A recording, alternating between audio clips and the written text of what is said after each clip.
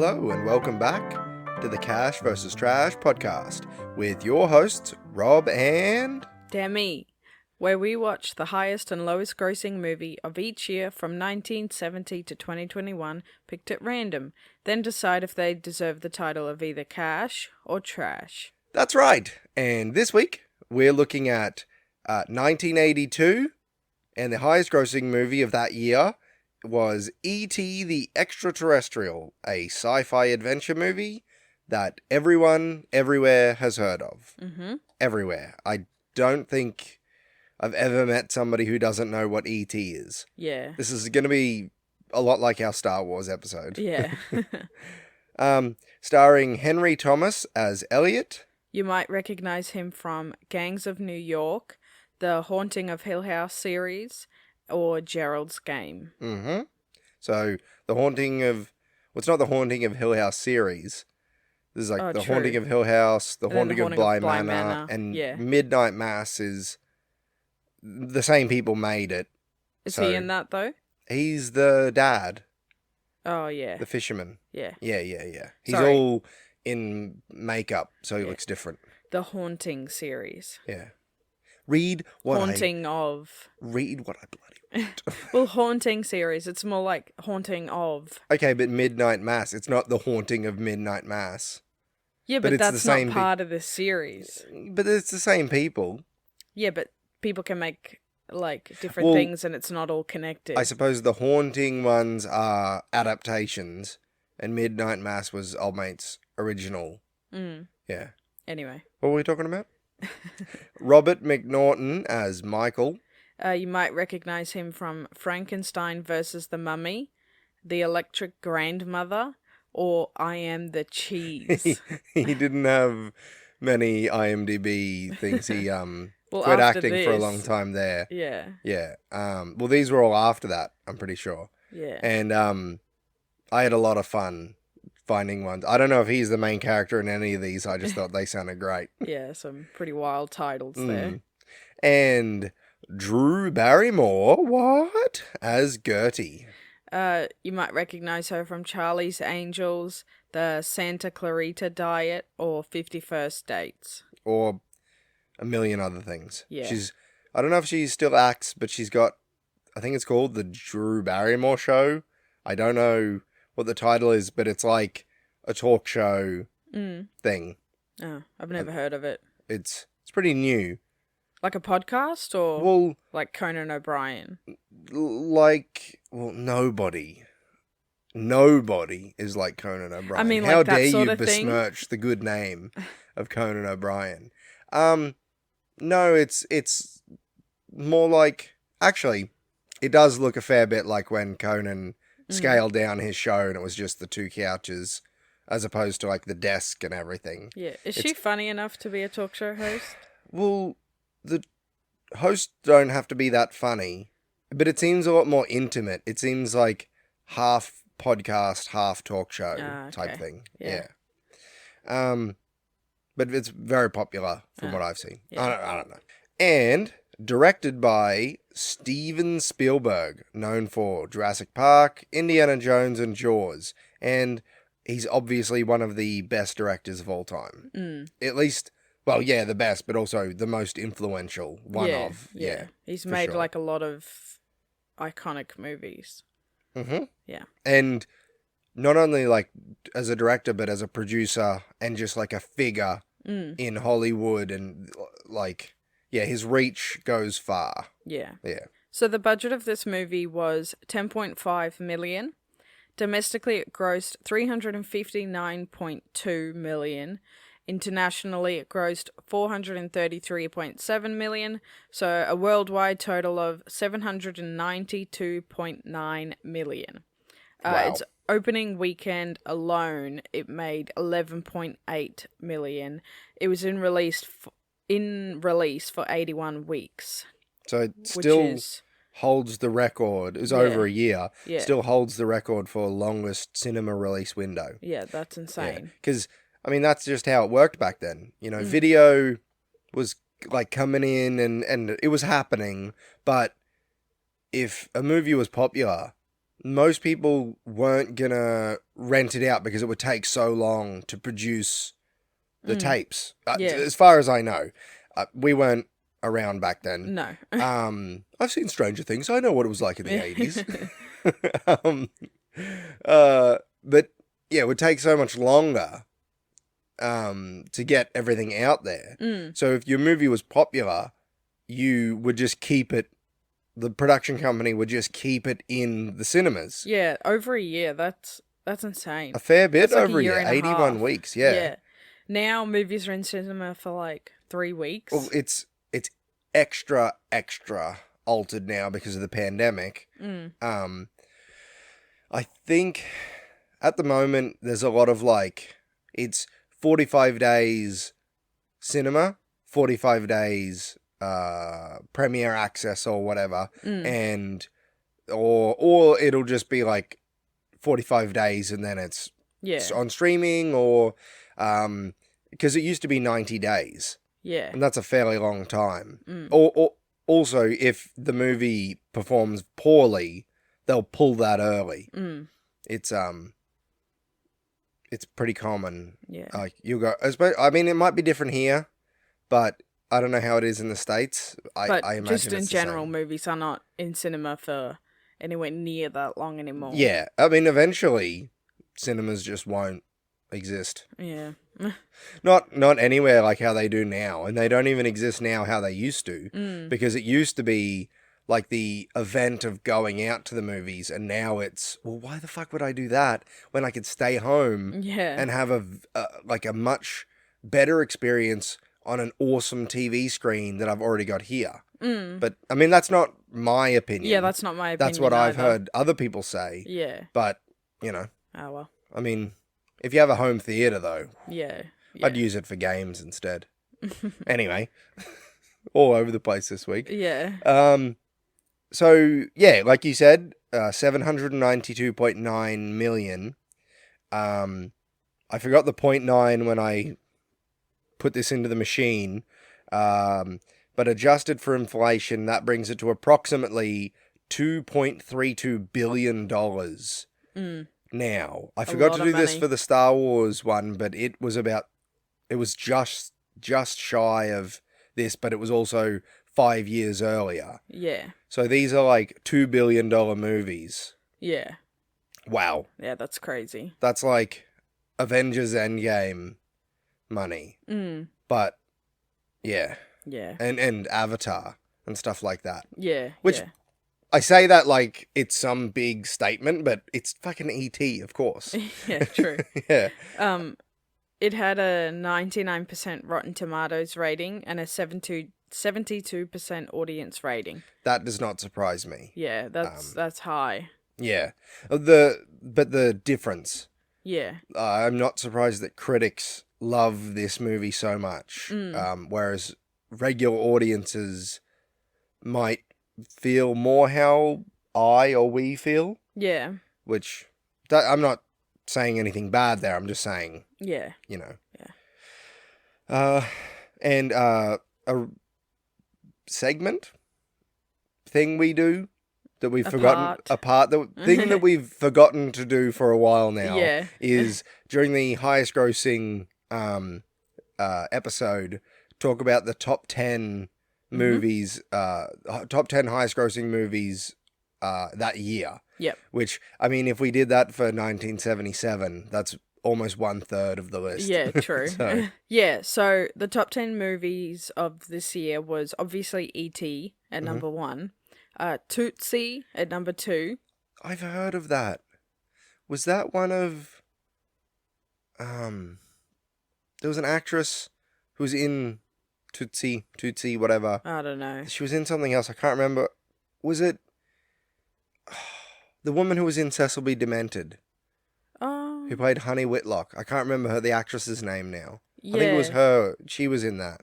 Yeah, I think that the name of that movie come up recently for us. That's what I'm saying. I think that she was in that, but I can't remember her name. We'll have to fact check it. Yeah. Number 3, An Officer and a Gentleman. Number 4 was Rocky 3. Yo. 5 was Porky's. Hang on. You're just gonna brush over my boy Rocky 3 like that? Oh, sorry. That's the second best Rocky Okay. behind Rocky 4, Okay. where he just topples the Soviet Union. But I he, haven't seen them. oh, okay, he fights. I almost said Ice Cube. No, Mr. T, who is pretty much just playing himself. Like it's the most stereotypical version of Mr. T, and Rocky has to learn the rope-a-dope. It's the song "Eye of the Tiger" was written for it. Oh, okay. Yep. Anyway. I care. Okay, I'm sure there's people out there who care too. Mm-hmm. So, number 5 was Porky's. Number 6 was Star Trek: The Wrath of Khan. That's a classic. 7 was 48 Hours. 6 was Poltergeist. That's high for a horror movie. I said 7 and then 6. Sorry. 8 was Poltergeist.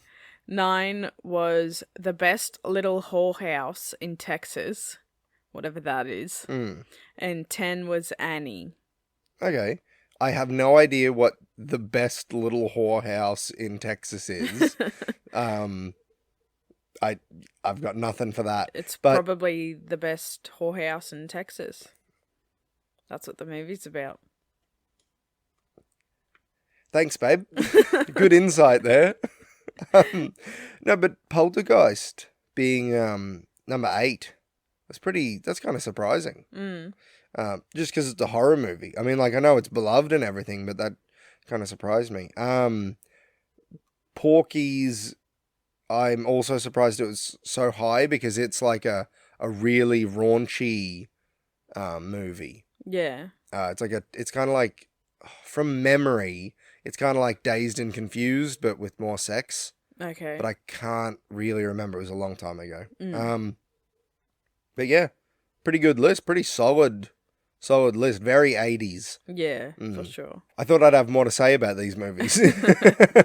Anyway, what's E.T. about, Demi? Okay.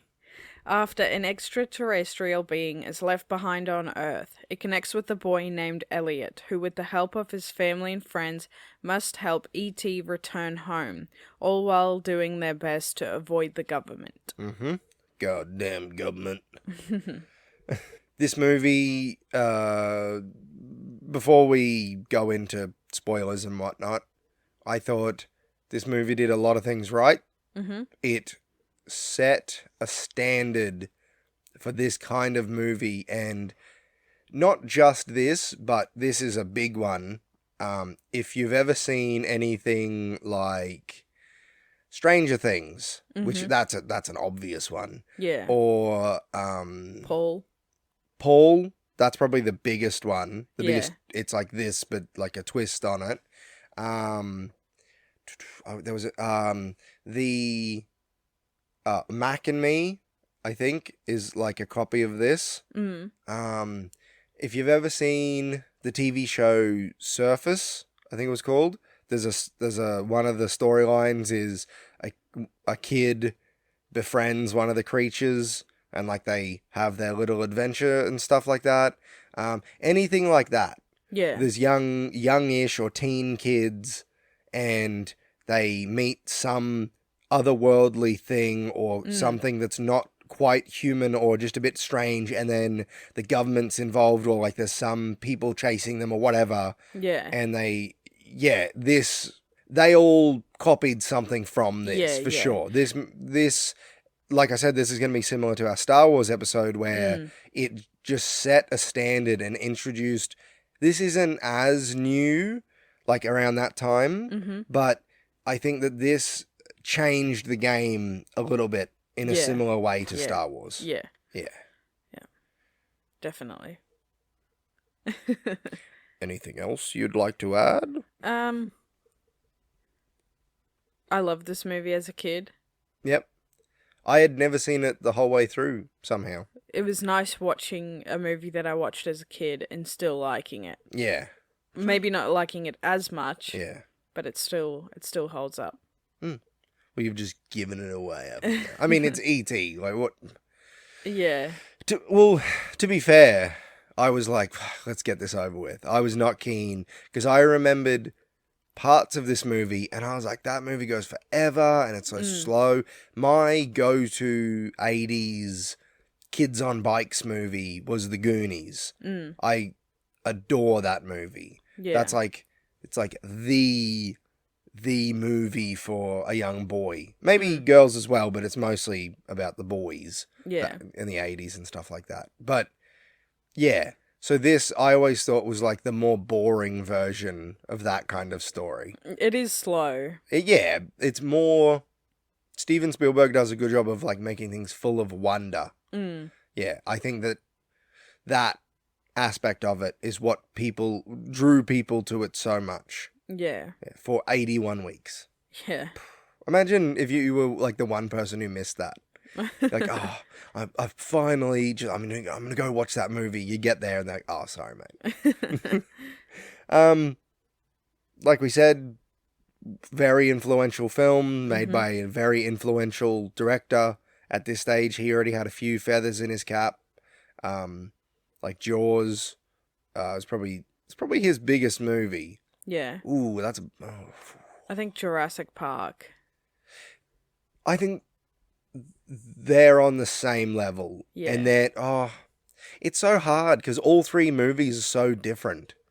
Like they're very similar in a lot of ways. Well, maybe not Jaws, but they're also like Jaws set the standard for, all right, summer blockbusters. They're a thing now. E.T. set the standard for like an 80s style alien friend adventure movie. And then Jurassic Park set the standard for like creature effects and CGI for a long time. Yeah. And it's in that franchise, they've never even come close to the original. Yeah. It's just, the dude just knows how to get that first big swing and a hit out of the park. Yeah. But yeah, it for a movie that made so much money, it almost didn't happen. It was originally rejected by Columbia Pictures, and then Universal Pictures purchased the script for $1 million. Yeah, imagine being Columbia Pictures after that. I know, Like, right? You would feel so stupid. Yeah. Like knocking back, and he'd already proven himself at this point. Like this wasn't a debut effort. And they're like, nah. Yeah. That's not going to make any money. $2.3 billion today. And like, that doesn't even include the merchandising and the dolls, the shirts. Like E.T. is everywhere. Yeah. I feel like they made him less ugly for all the merchandise as well, because that thing is hideous. It is. We'll get into that. Before this, Star Wars, and well, it just said Star Wars, so I assume it means A New Hope. Yeah. Was the highest grossing film of all time when it came out. Which I'm not sure if we spoke about that in the episode. I think we did. And then this took that place and held the record until Steven Spielberg released Jurassic Park. Yeah, so it held the record for 11 years. Yeah. So his mate, George Lucas, had it. Then he had it, and then he continued to have it over a decade later. And then from there, however long. Yeah. Like, I think Titanic beat it. Yeah? James Cameron made that. Yeah. Yeah. Yeah, I'm sure. Yeah. Anyway, anything else non-spoilery to say? I mean, it's E.T. Who hasn't seen this movie, as we always say? We say that a lot. Yeah. Yeah, no. I think we've spoken enough. We'll see you in spoilers.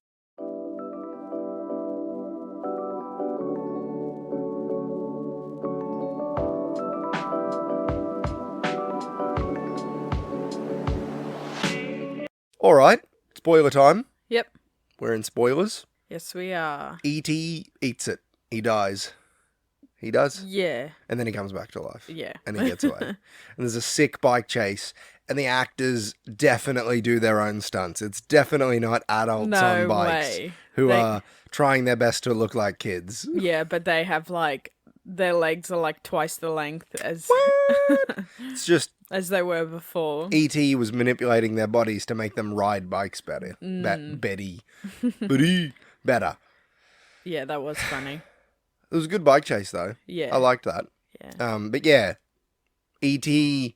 for some reason dies, and then for some reason lives. Mm. And it's never explained. Yeah.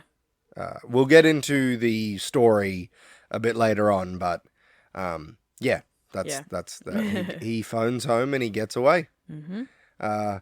Speaking of E.T., the character, I don't know. I didn't know how to segue out of what we were talking about. The animatronics were designed by Carlo Rambaldi, and ILM created by George Lucas, and then obviously he's going to be like, "Yo, Steve, use my company that I made because they're good." Created the image for E.T. Yeah. So they're responsible for the hideous monstrosity that is at the Extra Terrestrial. Yeah. He really looks messed up. Yeah, it's one of the creepiest things I've ever seen. Which I think is good, because you're like, yeah, there is nothing else that could be but an alien. Yeah. You know, just not good. You found this. I didn't know what it was at first. ILM used Go Motion. Yeah. which is apparently a variation of stop motion that incorporates motion blur. Yeah, so they used it in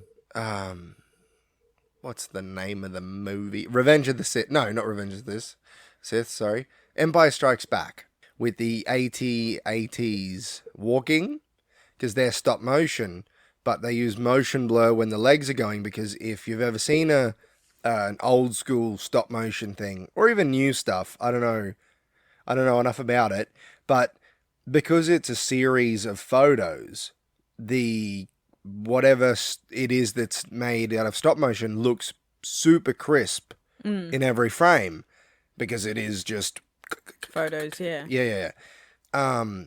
So they use motion blur to hide that. So it looks more like an actual thing. Yeah. Yeah.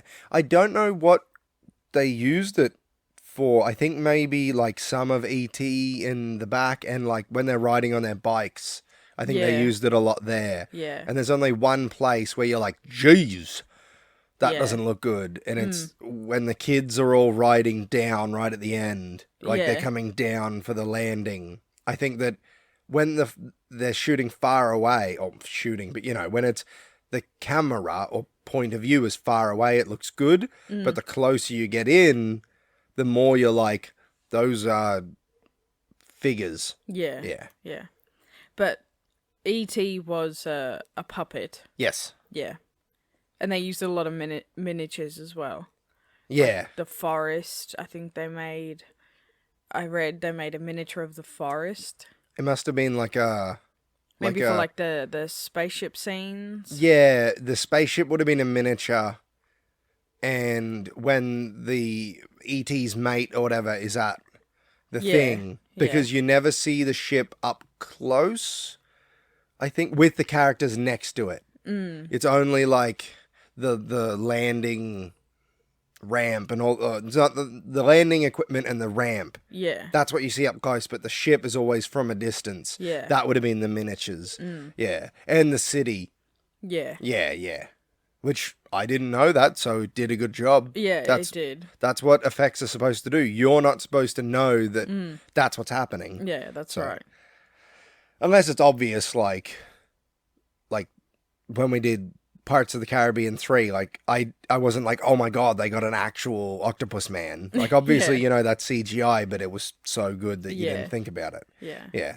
But yeah, like you were saying, E.T.'s a puppet or animatronic or whatever, and the performer was a 2'10" stuntman. Yeah. Yeah. Was it the same guy who did R2-D2? I have no idea. Kenny Baker, I think his name is. I didn't see anything about that. Just that was the guy and who did most of it, and then, but the kitchen scene was done by a 12-year-old boy who was born with no legs. Yeah. And he was an expert at walking on his hands. Yeah. Which, good job. Yeah. I mean, good job turning a disability into a paycheck. Yeah. Nice. That sounds cynical, but I'm genuinely like, yeah, nice. Yeah, that's cool. And as we said before, like, they did a good job, but E.T. is fucking ugly. My God. So ugly. Like, he is so lucky that it was a little kid that found him. Because if I came across that thing in the cornfield, or wheat field, as you reckon is, who knows, I would have stomped it to death. Or I would have ran screaming and been like, police, the army, pest control, everyone come get this horrible monster. Yeah. Like, this could have so easily been a horror movie. Yeah. Yeah, E.T. is hideous. Yes. I feel Disgusting. bad because, like, he's meant to be like a kind, very empathetic alien creature. But when you look at him, you're like, what the fuck is that? Yeah, especially when Michael finds him in the culvert. Yeah. And it's just like, if I saw that, I'd be like, all right, I'm going to go mercy kill like this. It reminded me of those images when, like, a dog or a raccoon or something will wash up on a beach. Yeah. And all of its fur has come off. It reminds me of those YouTube videos where it's like weird mermaid creature caught on beach, and it's like this disgusting, dried out, wrinkly creature. Yeah, that was so weird. Yeah. And it never explains why he was dying. He was there, or why he was in the water. I think that he just wandered wander off. Yeah, I think he just wandered off. Yeah. But anyway, it's inconsequential. Anyway, enough about E.T. onto the human characters. Henry Thomas, as we said, played Elliot. Yep. Holy shit, that kid could act. I mean, Yeah. as an adult, he can act, and he's still a very good actor. Yeah. You know, I think that after this, he wasn't really in many popular things because this was like it's not like how it is now, where you can really push that fame and success like the Stranger Things kids. Yeah, he does an incredible job at acting in this movie. And holy shit. just so much emotion for how young he is. Yeah, is incredible. The scene where he's screaming, "You're killing him, you're killing him." He came to me. I was like, a grown man has gone into the body of this child and is, you know, like, I mean that in the sense of, like, he was putting out the kind of performance you expect from an adult. Where Drew Barrymore, who is very good and adorable in this movie, it's so weird to watch somebody who's twice my age as a little kid. Mostly with her, especially because I suppose Henry Thomas as well, because I first saw him in The Haunting of Hill House from memory. And then, you know, then Gangs of New York, I went back and watched. So it is strange to see, like, people who are, like, older than us. Could be my parents. Yeah. Old enough to be my parents as little kids. Yeah. But she was so cute in this movie. And she also does a really good job. Yes, she does a really good job, and so does Robert McNaughton. But they are, like, normal kid acting levels. Whereas Henry Thomas is like, he just blows everyone out of the water in this movie. Yeah. He got the job because when he went into audition, he was like, oh, you know, I got to think of something sad. So he used the memory of his dog dying, and Steven Spielberg cried during the audition and gave him the role of Elliot on the spot. Wow. So says IMDb trivia. Yeah. That's pretty cool. Yeah. There was another thing about Drew Barrymore. Oh, yeah. She was 6 or maybe 5 during filming. And there was one day where she kept forgetting her lines, and it got so bad that Steven Spielberg yelled at her and she started crying, and then somebody came and told him that she had a high fever. Oh. And she was sick, and still, like, I guess her parents were like, I don't know. But she, you know, she's a kid, so I imagine her parents would be in control of that. And he was like, oh shit, and like gave her a hug and wrote her a note to go home and stuff. Yeah. Yeah, and sent her home for the day. But he must have yelled at her pretty bad. Yeah. And that's crazy though. Like she's 5 or 6 filming and she does like such a good job. And a few of her best lines, she ad-libbed. Like when she says, I don't like his feet. That was just her commenting on the weird wires that were coming out to operate the feet. And when she's like, give me a break, when they say that only little kids can see him, she did that on the spot. Yeah. And it's like... a lot of it did seem like it seemed like they didn't give her any lines. She was just doing it. More like prompts and stuff. Yeah. Which usually works better with kids, I reckon. Yeah. Because it's hard to memorize lines, but it's easier to memorize... like something that somebody else has said, or like this is happening, now you say this. When she's going like, oh, and here's some flowers for you and you can eat these and this, and it's like that's just her doing that. And it works really well. Like the whole family, all the actors in this are good, and the whole family dynamic is good. Like Dee Wallace, who plays the mum, and like I said, Robert McNaughton is good, and the scene around the table when we're properly meeting the family is really well done. I feel very real. Like kids do say shitty things sometimes because for him, and that hints on it later, and obviously Steven Spielberg would know about this because the story is based on, well, not based on, but he was inspired by a script and he combined it with, I can't really remember, but he combined it with the story of like the imaginary friend he came up with. Yeah, when his parents were going through a divorce. Yeah, so these are probably things he said to his mum and or dad that in his mind it's like, well, I'm hurt because dad isn't around anymore. Not thinking that the mum is probably carrying like 1,000,000 times more pain because he's a little kid and he can't even fathom that. And Michael, the eldest son, probably can a bit more, but even still, like he wouldn't be able to understand that to that extent. So, and like then Gertie is just like, what the fuck's going on? Dad's in Mexico? What's Mexico? So I think that it was, because it was so well written as well, and we're jumping around here. Normally we sort of break it down towards the story, but it's E.T. I think it's fine. That like really real foundation and structure of a real family, that they talk to each other how real families do. Like when he calls his brother penis breath, the mum tries to yell at him, but she's laughing. Just laughs, That's really real. Like we've got kids, and sometimes you try to yell at them or chastise them, or but what they're saying and doing cracks you up so much that you kind of have to stop for a second and then come back to it because they're just blowing you away. That's enough rambling from me.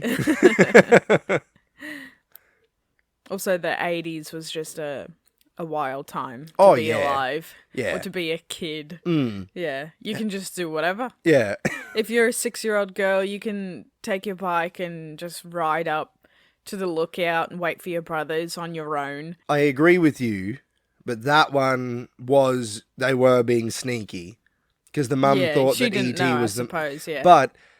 I thought you were going to say, if you're a 6-year-old girl, you can just be left at home on your own. Unattended, for, like, potentially an hour. Well, she said she'll be back in 10 minutes, but... It wouldn't have been 10 minutes. At least 15, half an hour. Do you know how many times a 6-year-old can kill themselves in 30 minutes? Yeah. At least 100 ways. Or when Elliot goes out to get the pizza and he just leans into the pizza driver's car. Yeah. It's like, we watched X the other day. Yeah. And you were like, as if they'd, not to spoil anything, but when a certain character would be a little bit more naive than someone of their age probably should be in this day and age. It's set in 1979. I was like, you have to remember, this is a more trusting age. There was a lot less, what's the word? knowledge or awareness of that these people will, like, there are people out there who will just hurt you and kill you just because. And then even some people who I thought, oh, you know, this person's going to be switched on to it. No, they were still so trusting because there were certain factors that made them be like, nah, you know, because of this, I trust you, when no. Yeah. If that person's a stranger, you cannot put faith in them. Whereas this was 82, so only 3 years later. I'm like, how easy would it be for that pizza guy? He wouldn't even have to extend his body. He would just reach out and he'd have Elliot, and this would have been a very different kind of movie. Just a lot less true crime documentaries and podcasts back then. Yeah, it's a lot less like, this was after Ted Bundy. Yeah, see, it's weird because the 70s was such a time where there was so much killing. Yeah. Like serial killers were just out all the time. People were more aware of it, I suppose. But I think it's also like, well, that would never happen here. That, and like, people still think like that now. Yeah. Like recently, in the estate we live in, somebody came through and broke into some cars, ours included, and stole my wallet. And all, like, the first thing that I thought was, oh, I didn't think that would happen to us. Yeah. Not, oh, well, of course, you know, because of XYZ, this would happen. It's just, oh, this happened to me? To me? Yeah, to me, to where we live? Yeah. So, I mean, it's better than a serial killer killing us all, but still, you know, people still have that mindset. And in the 80s when, I mean, yeah. The 80s were a wild time. Yeah. You can just do whatever. And, you know, people complain about it nowadays. And she, like, the mum reverses out of the garage to go find the kids. Yeah. And just leaves the garage door open. Yep. I'm pretty sure it was open. Maybe she clicked the button, or if they had those. No, because then the people come in. Oh, that's right. Yeah. And, like, she says to the kids, come, be back 1 hour after sundown. Yeah. Whereas all I've ever seen is if the kid is younger than 12, or even not even younger than that, younger than like 14, they can't go out on their own. The past 20, 30 years, everything I've seen. So, I don't know. Yeah. Wouldn't happen these days. Maybe some places. Not in this society. But, I mean, I suppose that leads to, like,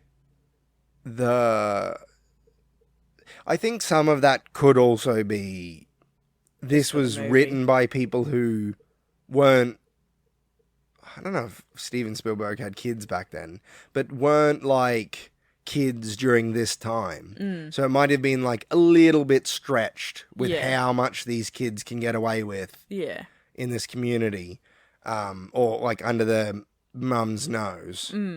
But, yeah. The 80s, man. Yeah. There were some interesting things as far as, like, directing and editing and stuff goes. I'll get this one out of the way. The score was by John Williams, so of course it's going to be awesome. Yep. He's, like, the best for movies, at least. One interesting thing I noticed was he didn't score the final ending bit or whatever to the screen, like how they normally do.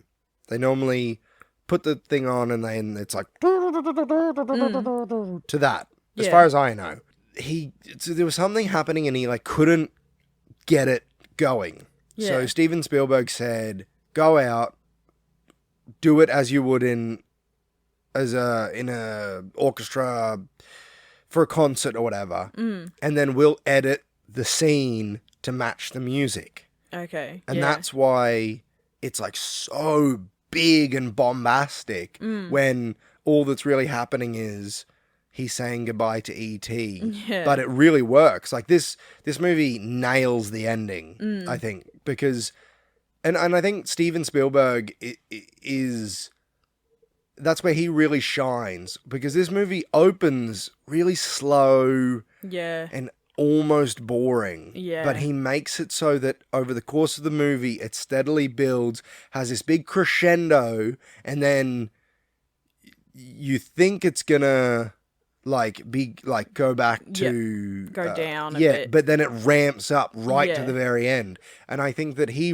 does a really good job of that in all of his movies, where there's not, even though there is a low point where the end of the second act where, well, I don't know if it's specifically here for this movie, but E.T. dies and that's the bad thing, and then it comes good.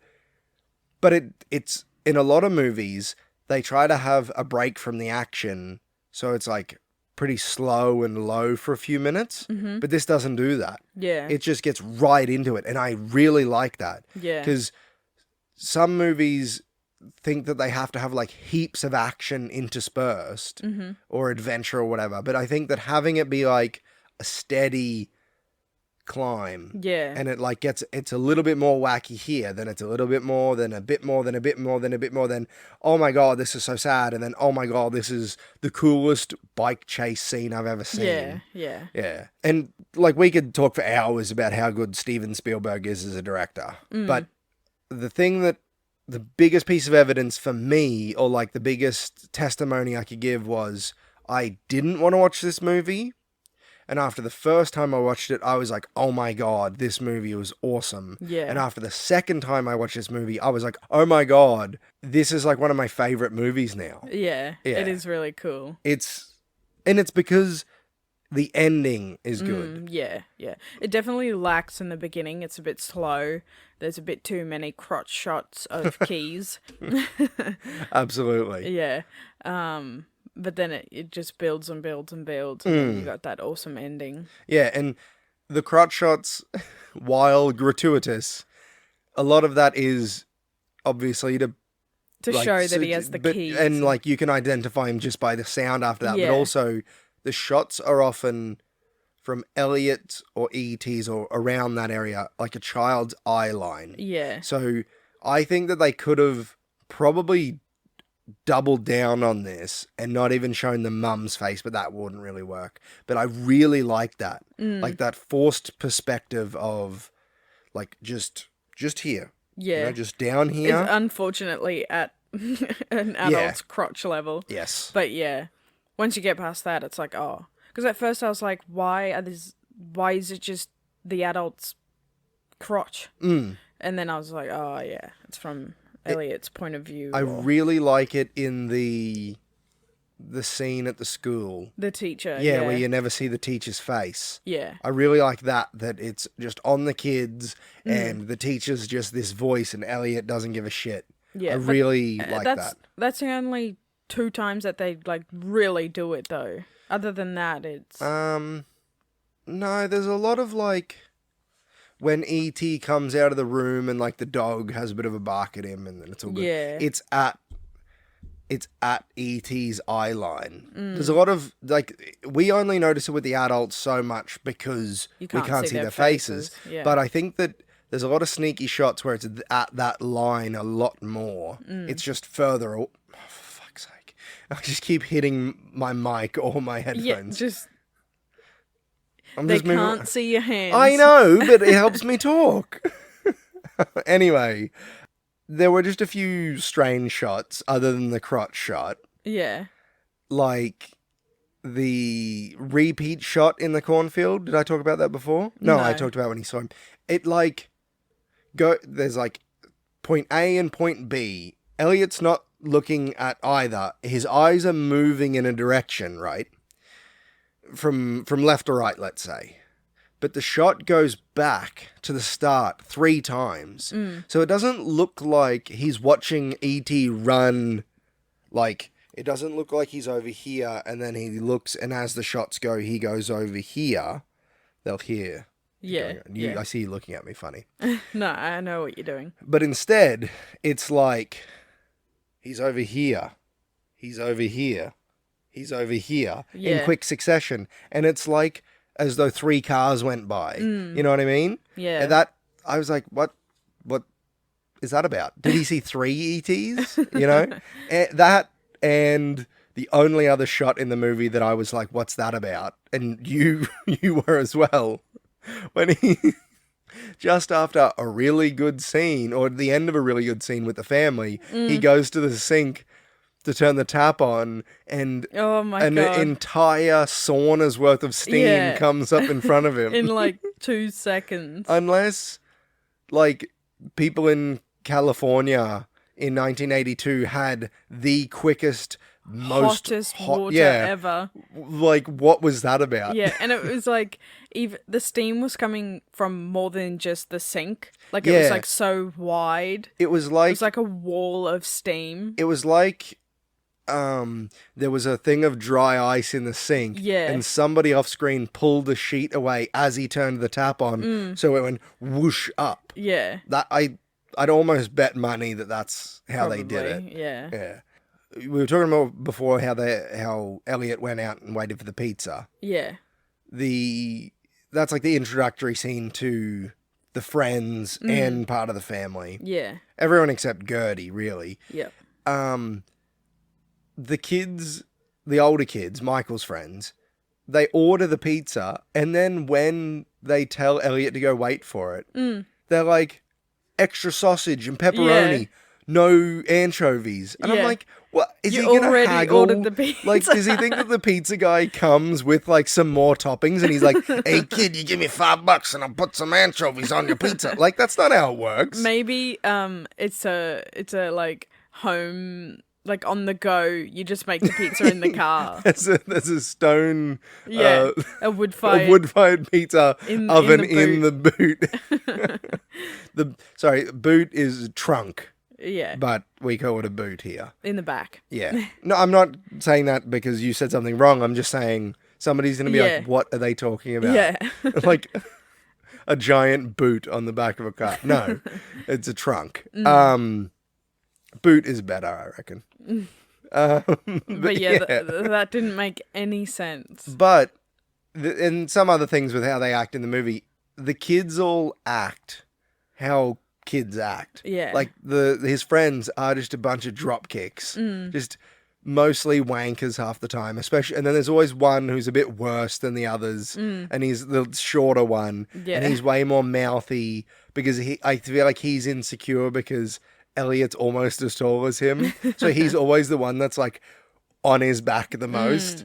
And yeah, they like try to act like grown-ups, but they're like 14 or whatever, and I think that kid acting always works better when you give kids real dialogue and they can act how kids act. Yeah. Awkward and dumb, and like how they put on their things, like the one puts on headphones and one puts on sunnies and a cap, and the other one puts on a balaclava. Yeah. And they're like, yeah, it's time. Yeah. That, I'm like, it's cheesy, but it's not cringy because that's what kids do. Yeah. Like kids and young teens, and well, I mean, not even that, but in this case, it's very accurate. I think I used to do shit like that. I used to think that fingerless gloves were the coolest fucking thing ever, and if I could just get a pair of leather fingerless gloves and I was like 10, and I was like, I would be the coolest kid on the planet. And when I asked my mum and dad for a pair, they were like, no, don't be dumb. Ask for a real thing, like a bike. You know, like, my parents were great. I just want to put that out there. They were right. Saving you from the embarrassment. That's it. Yeah. They were saving me from me wearing these gloves once and then being like, these make my hands real hot. Yeah. We don't live in a country where this is a viable option. No. But yeah, very accurate kid portrayal of children and teens. That's not accurate. Because, sorry. Yeah, for sure. Another thing that was like kids acting like real kids was when Elliot was showing E.T. Earth stuff. You mean like the stuff in his room? Yeah, he was like, this is Coke, and these are fish, and fish eat fish food, and sharks. The shark eats the fish, and he has his little toy thing. And because it mostly focused on like E.T.'s face trying to learn, and the music, and Elliot's like, because he's clearly anxious because he's talking to a fucking alien. Yeah.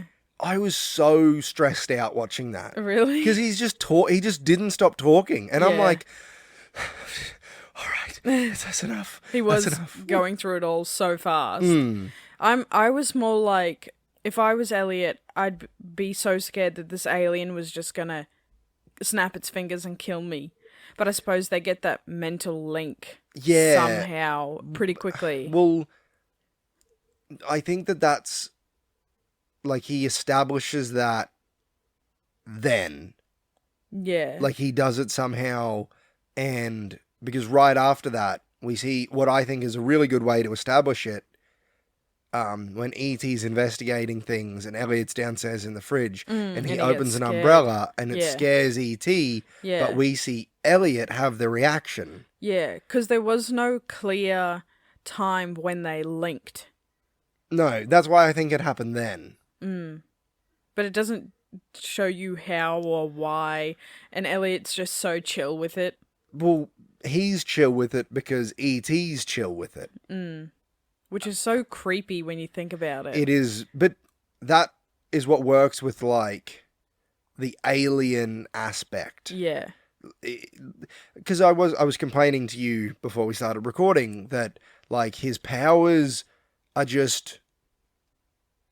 just there. Yeah, they don't explore it a lot or focus on it or explain it. Yeah. Or do anything, like, really drastic with it other than when he makes them all float. Yeah, he uses his telekinesis, which comes back several times. Yeah. He has healing, touch-based healing, or is it not?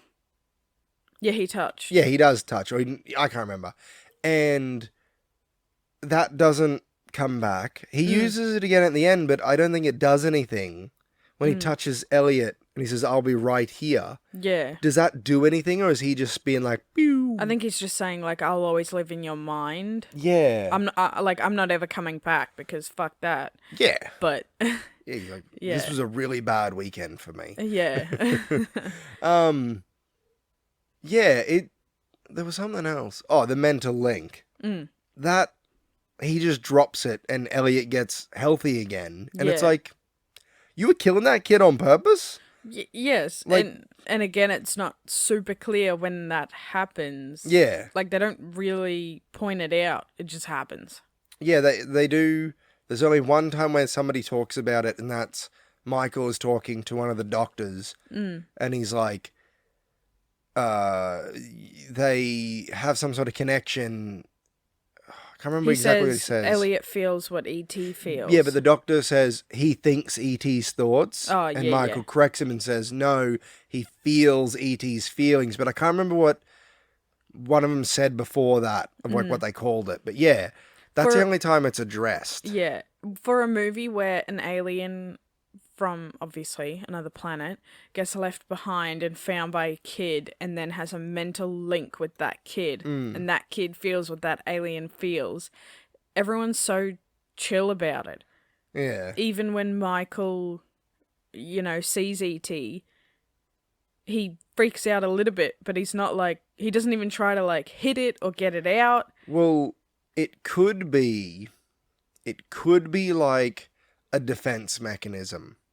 Like, maybe he's latched onto Elliot the strongest, but maybe he can, like, push out that vibe, Like, let's just say. chill, Like everyone a just calming... don't be afraid of me. Yeah, like a calming vibe. And it's probably a defense mechanism. Like, imagine if you're out in the wilderness and a predator comes upon you, or hell, even another person, and they're like, I'm gonna fucking kill you, bro.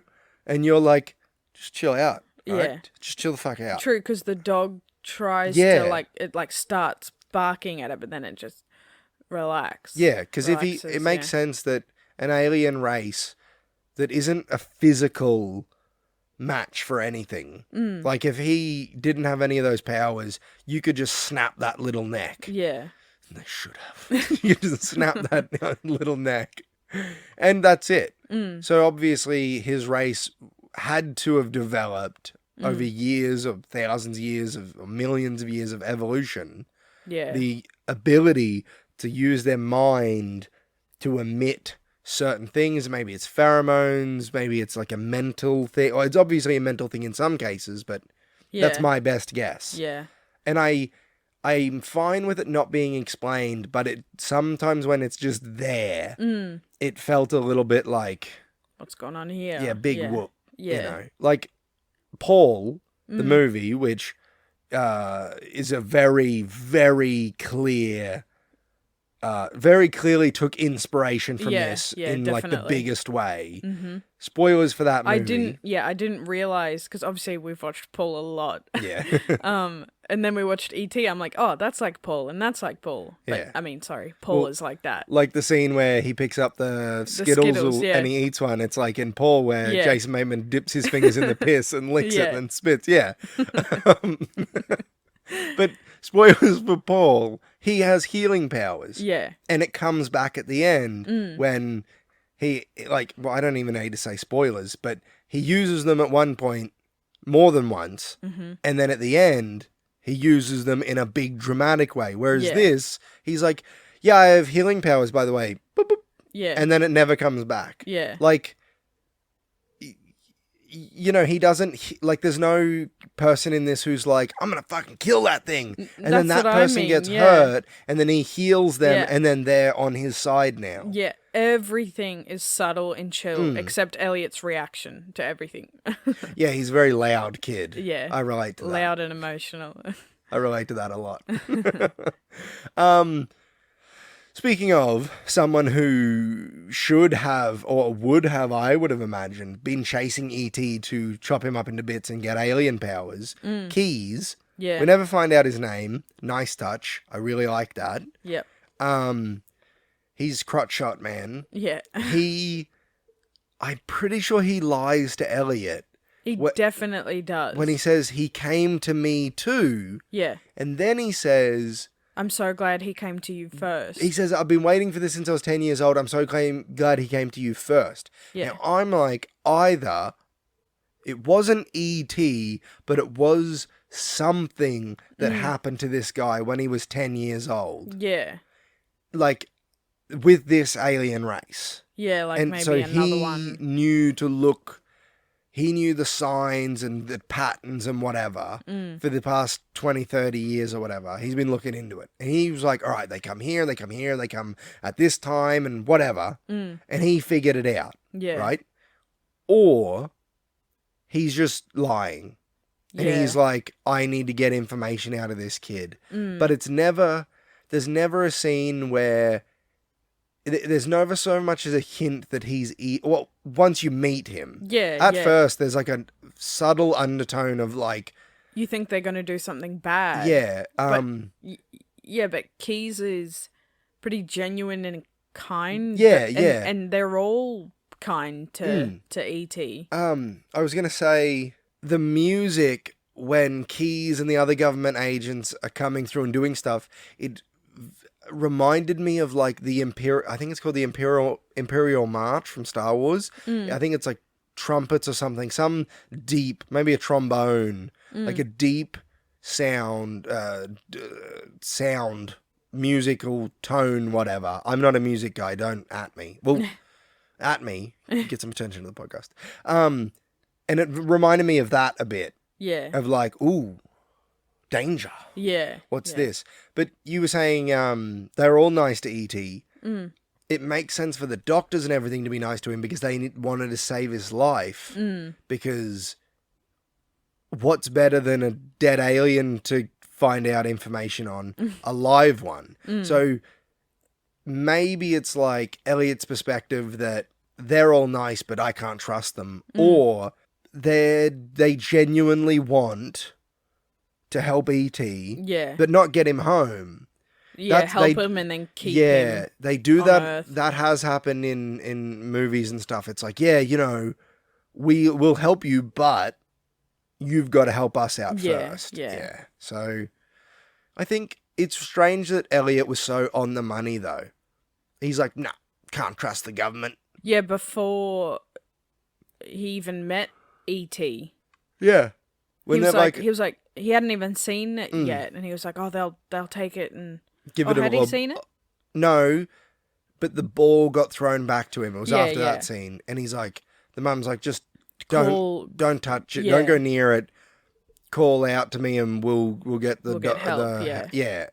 And he's like, oh, they'll just give it a lobotomy or something. And maybe he wasn't too far off, but we're not really introduced to him as this savvy kid.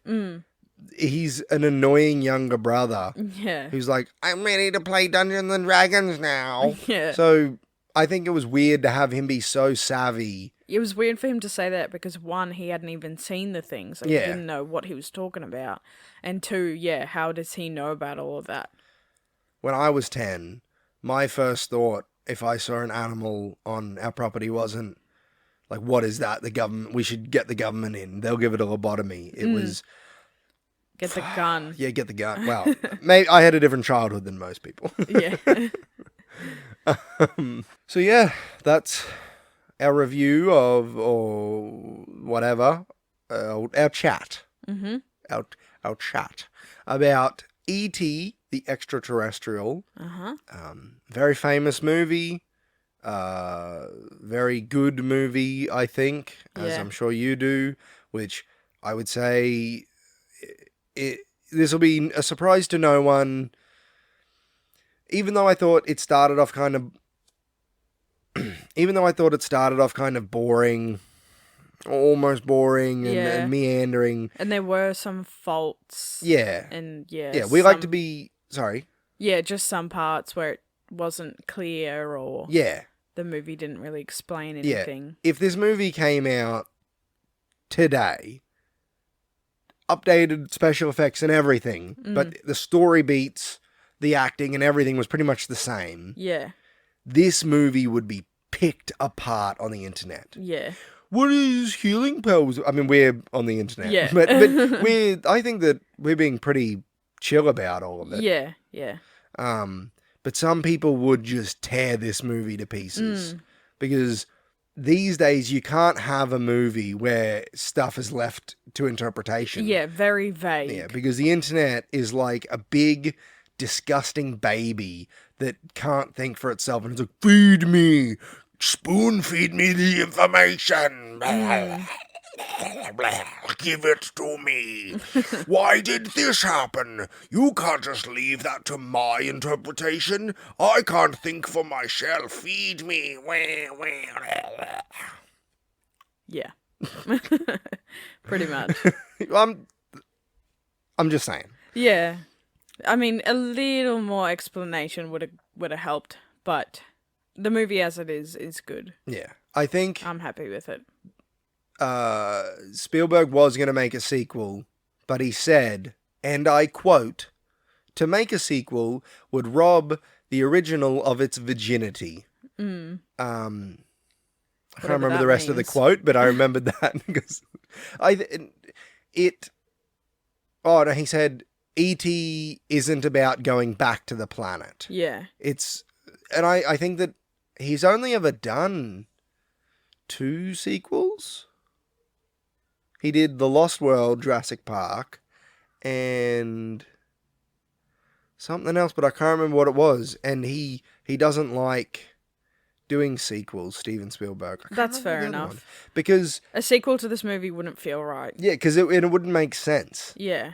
And because I was thinking, like, I'm astounded that it hasn't been made, but I bet you he won't even be, like, the ground won't even have settled over Steven Spielberg's coffin before they get an E.T. 2 into production. Yeah. You know what I mean? That's how it is with a lot of these people who have actual power in Hollywood. They're like, you wait until I'm dead. Yeah. Old mate who did Back to the Future is the same. He's like, I'll be dead before you remake those or make any more. Fair enough. Yeah, which is good. Yeah. You don't need to remake a classic. If a movie comes out and it's crap, remake it. I don't care. But if a movie comes out and it's good, you don't need to remake it because it already exists. Yeah, and with a movie like this that was so impactful and like it's a classic. Yeah. You can watch it anytime. Yeah. Yeah, like we watched it. We pinpointed one time where the special effects weren't good. One time in a movie from 1982. Yeah. That's unheard of. It's Yeah. There was one other thing before we give the verdict. I'll just say, sometimes it is nice, though, to watch a movie that is, like, simple. Not in a bad way, but it just is what it is, and you don't have to think too much. Yeah. And it doesn't give you too much. Just enough. Yeah. Yeah. I just have to finish my thought about remakes because I don't want to leave anything on the table here. I feel very strongly about this, that if a movie is bad, then remake it, sure. There are exceptions to that, I feel, like when you do a whole different spin on it. Like the Evil Dead remake, love it or hate it, I love it, is so different. Like, because the original is goofy and wacky and weird. And, I mean, the sequel is pretty much a remake of the first one anyway. But the remake from 2013 or whatever is so different than the original movie. Even though it's pretty much the same thing. It's basically take that story and play it straight. Yeah. And if you do that, then it's not really a remake. It's like a reimagining. Great. Good. That's what you should do. Yeah. Like, and it's a movie we'll be talking about. The Lion King is just Hamlet. Yeah. But different. With cartoon lions. Yeah. You know what I mean? Like, if you can take a core story and retell it yeah. in a different way, that's fine. Yeah. And that's what a million people have done with E.T. But, yeah, I'm calling it 20 years... There'll be an E.T. 2 or a E.T. the remake or whatever. Yeah. And people are going to fucking hate it. I was going to say, I wouldn't be inclined to watch that. It'll be like E.T. played by The Rock. Yeah. Or Millie Bobby Brown, because Yeah. she compared herself to E.T. as 11. Yeah. Anyway, we've droned on enough. What's your verdict? Cash. Me too. Cash. Yeah. Before we watched it, I was like, I reckon I'll rate this trash. Really? I don't think I'm going to like it that much. Loved it. Yeah, it's good. Good. All right. I don't know why I said it before, but I'm going to say it again now. This has been our review chat thing. Yeah. About E.T. Sorry. When I said it before, I thought that we were going to say the verdict and then wrap up. Like we do all the time, we just keep talking. Hey, we have good stuff to say, I feel. Sometimes. Yeah, I think. Let us know. And if they want to, where can they do that, Demi? Well, if you want to support us, we have a Patreon. Please check that out. We have 3 tiers. Yep. Very affordable. Yes. We have a Twitter and a Instagram. The handle for them both is @CashVersusTrashPod. Yerp. Our listening apps are Spotify, Apple Podcasts, Amazon Music, Audible. Holy shit. How do you say Audible. it? Audible. Far out. And you can also find us on YouTube. Yep, All the links will be in the description. Yep. And, well, not the links to all of those, but links to some. Yeah. We can also find us on Stitcher, Google Podcasts, and a bunch of subsidiaries of Apple Podcasts. Yeah. I don't know their names, though. Yeah. I don't know. They might be, like, region-specific. I don't know. I think most people listen on, like, Spotify. Yeah. Yeah. Anyway. Jinx. You can't talk now. Yeah, and if you want to get in...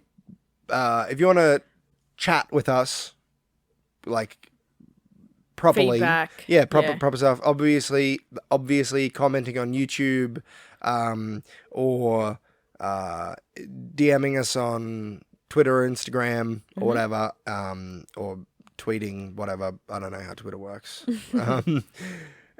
You can email us at cashversustrashpod@gmail.com or lowercase. We'd love to hear from you guys. If there's anything, if you want us to read out something on the podcast, maybe we can. We might do like a bonus episode of it.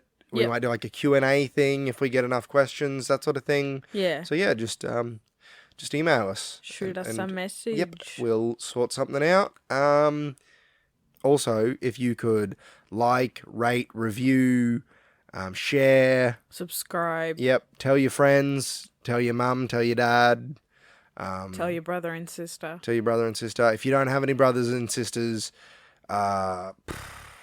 sucks to be you. Yeah. But, yeah, just spread the word, please. Yes, please and please. thank you. Yep. All right. That wraps up this episode. Yes. Up next is I, the Jury. The in a fair fight, Yep. lowest grossing. Yeah. Yes. We'll explain it next week. In part 2. Join us then to find out exactly what we mean by that, because, yeah, but I'm very excited. All right. Thanks for listening. This has been the Cash versus Trash podcast. See ya.